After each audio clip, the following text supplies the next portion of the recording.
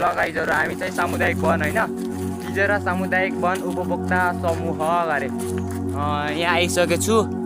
सरले भन्नुभयो थियो कि के रे प्रतिवेदन तयार पारेर ल्याउने भनेर यहाँको हैन।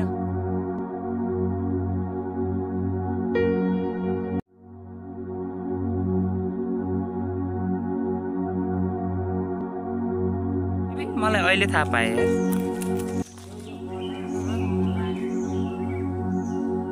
कहाँ छ अमला? अमला कहिले फल्छ?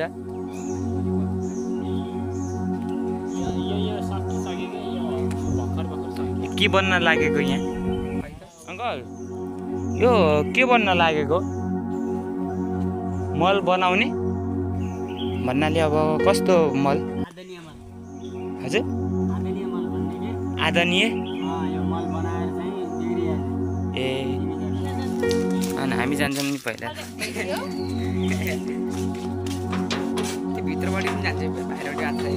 अम्ब्रेला पार्कको यहाँ सबै तोडफोड गरे हेन खेल्ने चिज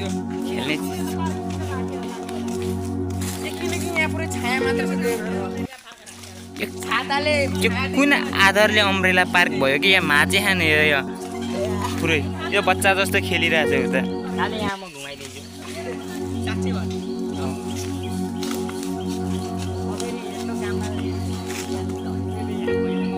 पाइप के पाइप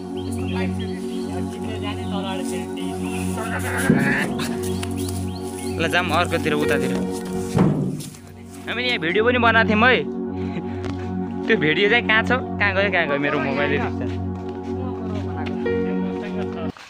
भिडियो ए भिडियो पनि छ हामी युट्युबमा हाल्छौँ गाइजहरु हेर्नु होला। पहिले धेरै पहिला बनाएको हो न त तर हामी तीनजना आखौँ गाइजहरु हैन। प्रतिवेदन तयार यिनीहरू त खासै हैन मेरो साथीहरु आएको खासै प्रतिवेदन मैले तयार पार्ने हैन। यसलाई भनिन्छ बाँदरको खाना। यसलाई रुखमा पठाउने होला रुखमा पठाउँ। यिनी हामीले लग्न मिल्छ कि नै?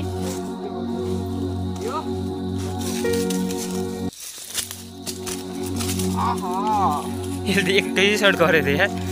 त्यो खसी हालेको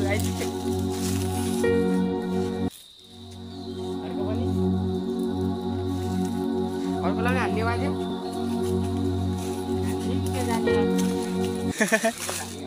जाम फेरि सोधपुछ गर्ने त्यहाँको हामी पुगी हेर्न जान लागेको छु गाइजहरु प्रतिवेदनको लागि।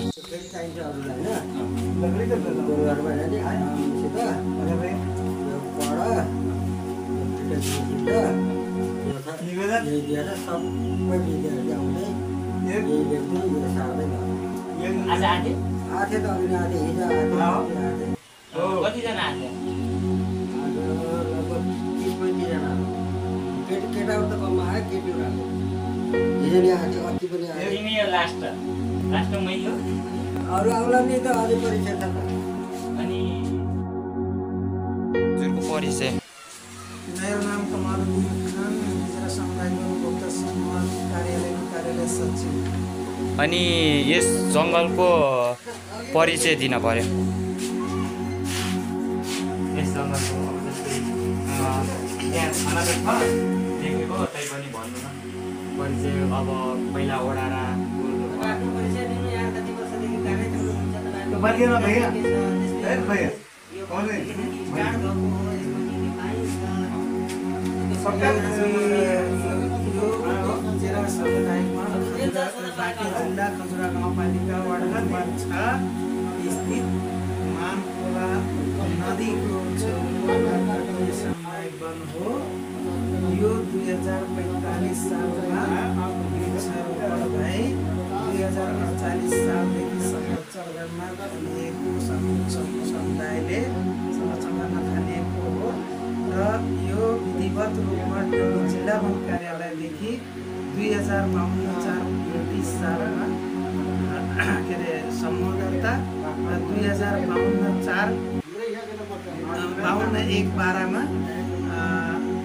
52/1/12 मा हस्तान्तरण भएको यो सामुदायिक वन हो। यो सामुदायिक वनभित्र मिश्रित प्रजाति पाइन्छ।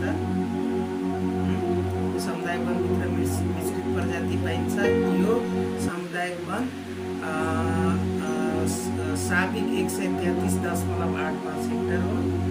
हालको सर्वे अनुसार 120.94 हेक्टर छ। यस सामुदायिक वनका आफ्ना वन कार्ययोजना र विधान अनुसार सामुदायिक वनमा 339वटा रहेका छन्। ती 339वटा घरहरूमध्येमा 15जनाको कार्यसमिति बनाएको छ र यसमा यो कार्यालय व्यवस्थापनमा विगतको दिनमा 5जना कर्मचारी थिए र हाल चाहिँ 3जना कर्मचारीहरूले यो समुदाय वनका कारोबारहरू गरिरहेका छन्। र यो सामुदायिक वन प्रत्येक कार्यमा वन कार्ययोजना र विधानले दिएको निर्दिष्ट गरेको नीति नियम बमोजिम हरेक कुरालाई कार्यहरूलाई सञ्चालन गर्छ। यो सामुदायिक वनको आफ्नो वार्षिक योजनाहरू बनाएको हुन्छ। प्रत्येक वर्षमा एक वर्षमा कति के गर्ने, कुन काम कहिले गर्ने, कहाँ गर्ने, के गर्ने, कति गर्ने, त्यही अनुसार चाहिँ बजेट बनाएर बजेट योजना बनाएर काम गर्ने गरेको छ। जसमा 35% विपन्नमुखी कार्यक्रम भनेको यो सामुदायिक वनका उपभोक्ताहरूको सबभन्दा लास्ट स्तरको जो एकदमै गरिब छन्, ग श्रेणीमा परेका छन्, तिनीहरूका लागि चाहिँ विभिन्न किसिमका चाहिँ विपन्नमुखी उनीहरूको जीविकोपार्जनका योजनाहरू बनाई बाख्रा पालनदेखि लिएर किराना पसल अनि व्यवसाय लगायतका घर निर्माण वैदेशिक रोजगारसम्मको रकमहरू चाहिँ भुक्ती कोष अनुसार चाहिँ सहयोग गर्ने गरेको छ। यो सामुदायिक वन प्रत्येक वर्षमा एकपटक कार्ययोजना अनुसार वार्षिक प्राप्ति वन पैदावार सङ्कलन गर्छ। सो सङ्कलन गरेको वन पैदावार सामुदायिक वनले न्यायोचित प्रणालीको आधारमा वितरण गर्ने गरेको छ। अनि अग्निरेखा भन्ने त्यसको जानकारी? अग्निरेखा भनेको यसलाई अब फायर लाइन पनि भन्छ। जस्तै अग्निरेखा भनेको वन जङ्गल क्षेत्रभित्र अचानक कहीँ कतैबाट आगो वा बढ्दो लाग्यो भने त्यसलाई एक खण्डबाट अर्को खण्डमा जान नपाओस् भनेर त्यो बिचबाट चाहिँ अग्निरेखा बनाएको हुन्छ। जो कि त्यो रेखाको सेउलाहरू यताउता सारियो भने, बरालिदियो भनेपछि आगो अर्को खण्डमा जान पाउँदैन। त्यो चाहिँ त्यो अग्निरेखा वनको डढेलो नियन्त्रणको लागि चाहिँ बनाएको हुन्छ। अनि यस जङ्गलमा पाइने जनावरहरूको के पाइन्छ? यसमा विभिन्न प्रकारका चराचुरुङ्गीदेखि लिएर वन्यजन्तुहरू छन्। जसमध्ये अब प्रमुख रूपमा अब हाम्रा काले चाहिँ देखा परेको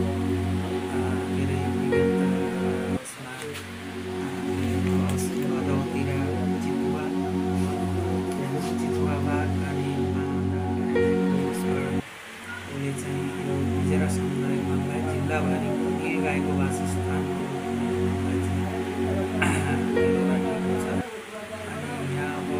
गाईदेखि लिएर अब स्याल, खरायो, न्याउरी, विभिन्न किसिमका सर्पहरू सबै पाइन्छ। अनि मैले सुनेको यहाँ सर्प ल्याएर छोडेछन् भन्न सुनेको।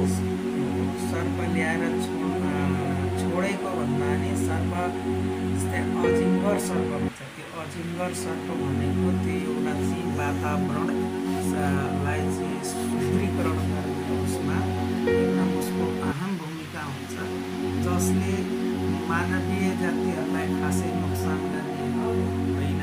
त्यसले चाहिँ टोक्ने होइन, त्यसले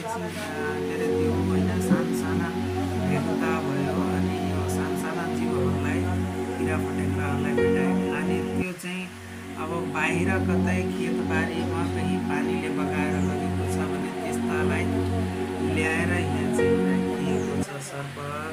तर त्यो सर्पको लागि छुट्टै एउटा चिस्यान हुने ठाउँमा त्यो राखिएको छ। अब त्यो खोला नदीको कारणले गर्दाखेरि त्यो यहाँबाट अब पानी आएको वर्षाको बेला नदीबाट चाहिँ उता भारत पनि जान गइसकेको होला। यहाँ खासै अब त्यति ठुलो जङ्गल छैन, तर जङ्गल नै हो वन्यजन्तुहरूको वासस्थान। त्यसकारण बाहिर आबादी क्षेत्रमा देखिएका के अरे त्यो जङ्गली जनावरलाई चाहिँ ल्याएर अनि एउटा कुरा यहाँबाट जुन अस्तिको त्यो बाघ देखा परेको थियो नि त्यसलाई समातेर पनि लगेका हुन्। अनि त्यसलाई पुनः ल्याएर यहाँ छोड्नुको कारण त्यस्तो हुँदैन, किनकि जुन बाघले चाहिँ एउटा अपराधिक गतिविधिमा संलग्न भयो भने त्यस्ता बाघलाई चाहिँ समातिसकेपछि तत्काल त्यसलाई चाहिँ त्यो ठाउँमा फिर्ता ल्याउने पोलिसी पनि छैन सरकारको। र त्यो बाघलाई चाहिँ नियन्त्रणमा राखेर केही दिनसम्म उसको बानी बेहोरा सुधार्नको लागि महिना 2 महिना 6 महिना उसलाई चाहिँ राखेर के अरे त्यो उसको के अरे बानी बेहोरा सुध्रिसकेपछि उसको अवस्था सबै मूल्याङ्कन गरिसकेपछि त्यो वन्यजन्तु प्राविधिकहरूले अनि बल्ल चाहिँ त्यो ठाउँमा होइन अर्को ठाउँमा चाहिँ छोड्नुपर्ने हुन्छ। किनकि त्यो वन्यजन्तुहरूलाई बन्दीकरण गर्न मिल्दैन, बन्देजमा राख्न मिल्दैन।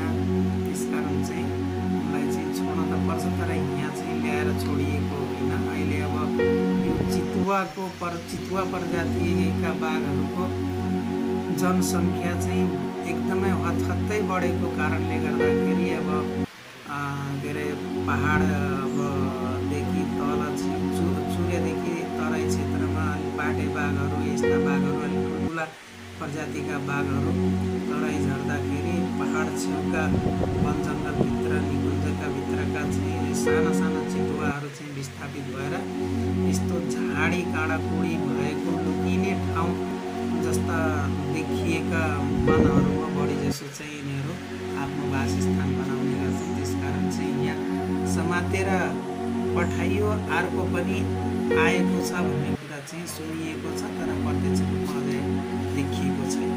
आएको छ भन्नाले पनि ल्याएर छोडेका हुन् भन्ने कुरा सुनिरहेको त्यस्तो चाहिँ गरेको होइन र त्यस्तो गर्न पनि मिल्दैन। किनकि त्यो एउटा बाघ समात्नलाई प्राविधिक टोली खटाउनु पर्ने हुन्छ, एनटिएमसीका प्राविधिक बोलाउनु पर्ने हुन्छ, प्रहरी निकायका चाहिँ के अरे उनीहरूको सहयोग लिनुपर्ने हुन्छ, जनसमुदायका सहयोग लिनुपर्ने हुन्छ।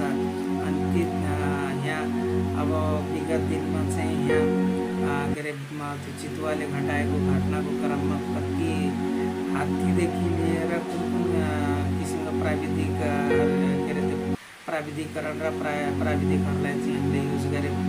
त्यो युज गर्दाखेरि यहाँ कति धेरै खर्चहरू लागेको छ। त्यो खर्चहरू चाहिँ सबै वनले बिहोर्नु पर्ने हुन्छ। त्यसकारण त्यो भएका खर्च गरेर के अरे पठाउने त्यसपछि फेरि ल्याएर यहाँ छोड्ने चाहिँ हुँदैन। अनि खासै हामीले यहाँबाट समातेर लगेको बाघहरूलाई पुनः यस्तै जङ्गलमा छोड्नुभन्दा राष्ट्रिय निकुञ्जमा छोड्ने नियम लगाउँदा कस्तो? राष्ट्रिय निकुञ्जमै होला। त्यो अरू अन्य यस्ता यो समुदायले संरक्षण गरेको वनहरूमा चाहिँ छोड्न मिल्दैन। किनकि त्यो जहाँ उसलाई चाहिँ नियन्त्रणमा लिन सकिन्छ त्यस्तै ठाउँमा लगेर चाहिँ निकुञ्जमै छोडिएको। एउटालाई चितवन राष्ट्रिय निकुञ्जमा राखिएको र एउटा ठाकुरद्वारा राखिएको।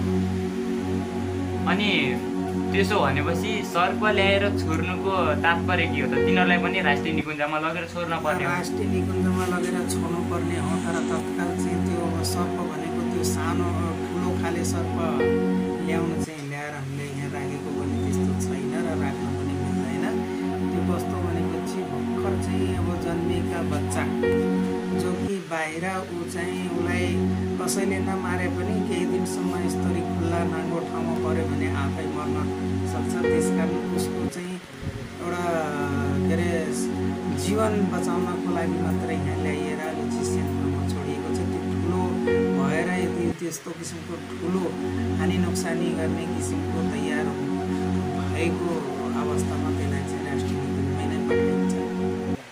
अनि त्यति पठाइन्छ होइन, अहिले देखिन्छ त यो जङ्गलमा?